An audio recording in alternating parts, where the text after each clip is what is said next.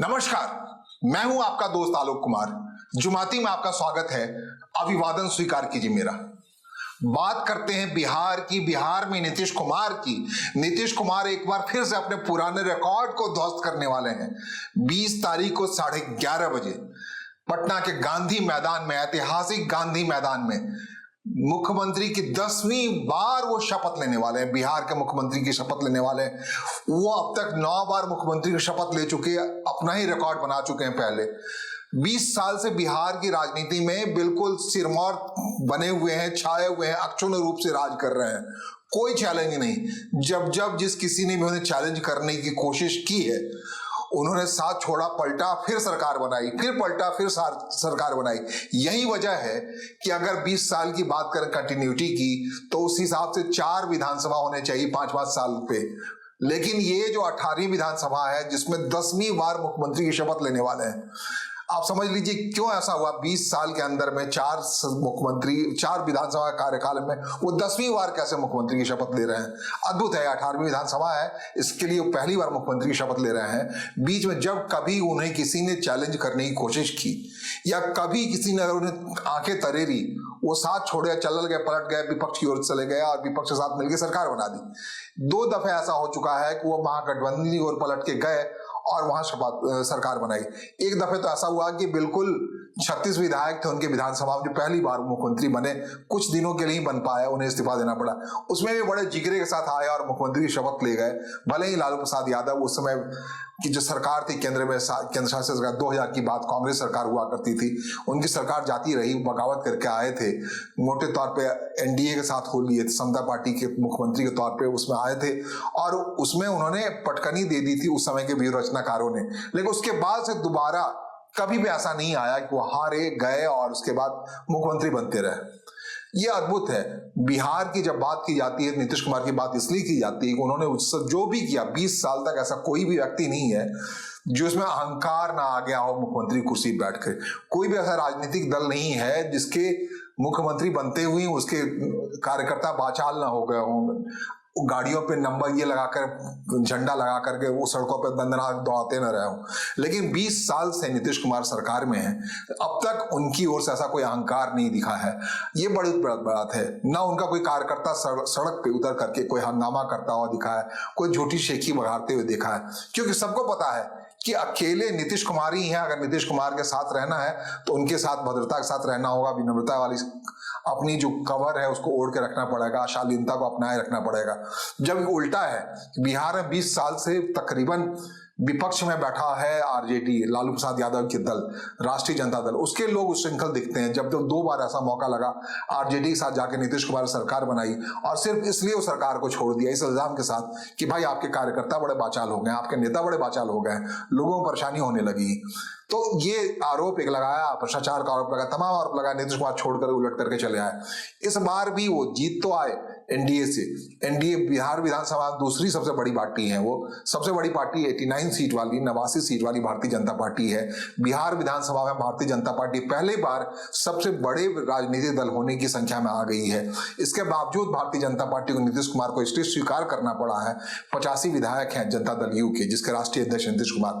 तो नीतीश कुमार को इसलिए भारतीय जनता पार्टी को स्वीकार करना पड़ा है इसके बावजूद भी, क्योंकि नीतीश कुमार के पास ये ऑप्शन मौजूद है। अगर भारतीय जनता पार्टी ऐसा कुछ करती है तो नीतीश कुमार जो इस प्रयोग के माहिर हैं, वो विपक्ष के कुनबे को जुटा करके साथ आएंगे और इकट्ठा करके फिर सरकार बना लेंगे। भारतीय जनता पार्टी को उसी हिसाब से टकटकी लगा के देखते रहना पड़ेगा, जिस हिसाब से 2013 में हुआ था, 2015 में हुआ था, 20 में, 17 में हुआ था। तो इसलिए भारतीय जनता पार्टी सहमी हुई है सबसे बड़ी पार्टी होने के बावजूद भी, और नीतीश कुमार के डिक्टेटिंग टर्म पे है, मुख्यमंत्री के डिक्टेटिंग का टर्म पे है। नीतीश कुमार बड़े सधी हुई राजनीति करते हैं, ऐसी शालीनता के साथ राजनीति करते हैं कि कहना मुश्किल है कि वो कब कहां क्या करेंगे, उनके बारे में पूर्व आकलन मुश्किल है। ये बिहार एक मॉडल है, बिहार चाणक्य धरती है। कहते हैं बिहार मॉडल अभी हाल के राजनीति है। बिहार मॉडल और गुजरात मॉडल की बात होती है। गुजरात मॉडल ने कितनी तरक्की की है, वहां भी तकरीबन भारतीय जनता पार्टी लंबे समय से सरकार में है।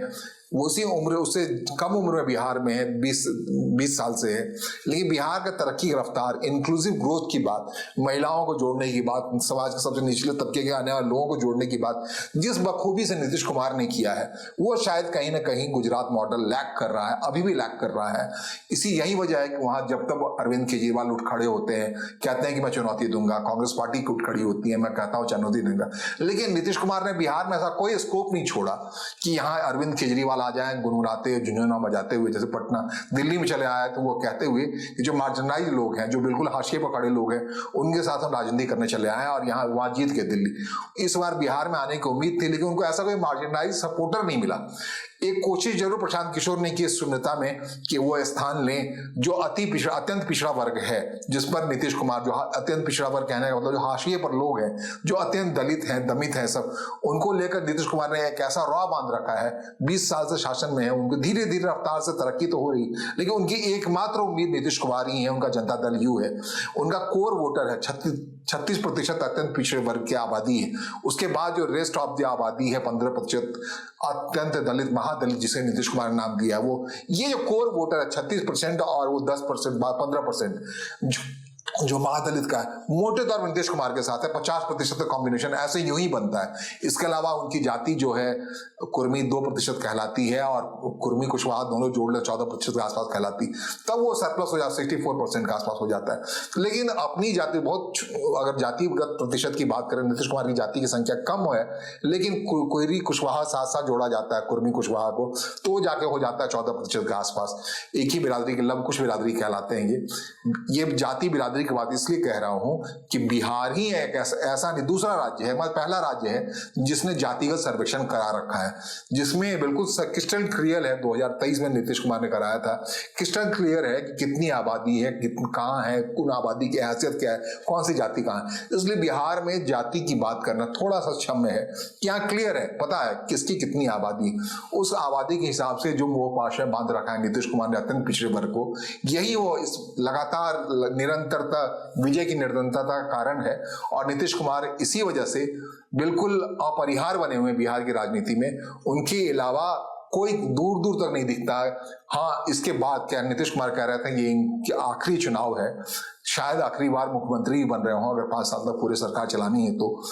74 साल के हैं, अगली बार 2030 में जाकर 80 साल के पास हो जाएंगे, तो जाहिर तौर पे बुजुर्गियत हावी है उनपे, तो आगे क्या होगा कहना मुश्किल है। लेकिन फिलहाल ये बुजुर्ग नीतीश कुमार, जिसके बारे में लगातार प्रशांत किशोर या तेजस्वी यादव कहते हैं ये बीमार हैं, निशक्त हो गए, कमजोर हो गए, मेमोरी लॉस में चले गए, उस नीतीश कुमार ने ये शानदार प्रदर्शन कर दिखाया है। 202 एनडीए की विधायक की संख्या है, जिसके बारे में कहा जाता है जब क्रिस्टलीय जुड़ा रहे तो पूरे 5 साल तक ये सरकार यूं ही चलती रहेगी।